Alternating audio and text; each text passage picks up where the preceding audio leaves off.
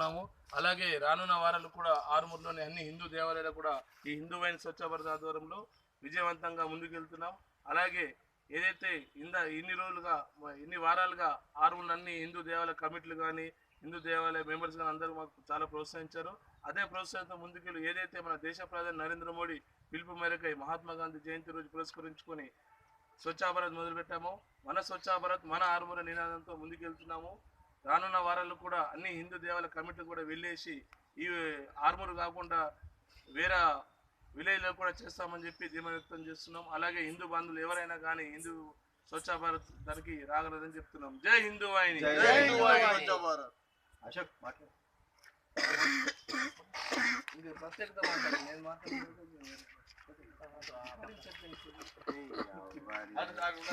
నేను స్వచ్ఛ భారత్ హిందూ వాహిని ఆధ్వర్యంలో నిర్వహిస్తున్న స్వచ్ఛ భారత్ కార్యక్రమం నేటికి 78వ వారం కావస్తున్నది. గత 78 వారాల నుండి ఆరుమూరు పట్టణంలోని ప్రతి మందిరంలో ఈ స్వచ్ఛ భారత్ కార్యక్రమం నిర్వహించడం జరుగుతుంది. ఈ మధ్య మనుషులకు ఎన్నో సమస్యలతో కొట్టుమిటాడుతూ మందిరాలకు కొద్దిగా ప్రశాంతత కలిగించుకోవాలని చెప్పి వస్తారు. వాళ్ళు వచ్చిన వారికి ఆహ్లాదకరమైన వాతావరణం ఉండాలని చెప్పేసి ఆ గడిపిన కొద్ది సమయం కూడా ప్రశాంతంగా గడపాలని చెప్పేసి ఈ మందిరాలను ఎంచుకొని ఇక్కడ స్వచ్ఛ భారత్ చేయడం జరుగుతున్నది. అలాగే మేము ఎక్కడికి వెళ్ళినా కానీ అక్కడి ఆలయ కమిటీ వాళ్ళు మరియు అక్కడ గల్లీ యూత్ వాళ్ళు మాకు సహాయ సహకారాలు అందిస్తూ మేము సైతం అంటూ మాతోని ఈ స్వచ్ఛ భారత్ కార్యక్రమంలో పాల్గొంటున్నారు. వారికి ఈ సందర్భంగా కృతజ్ఞతలు తెలుపుతున్నాము.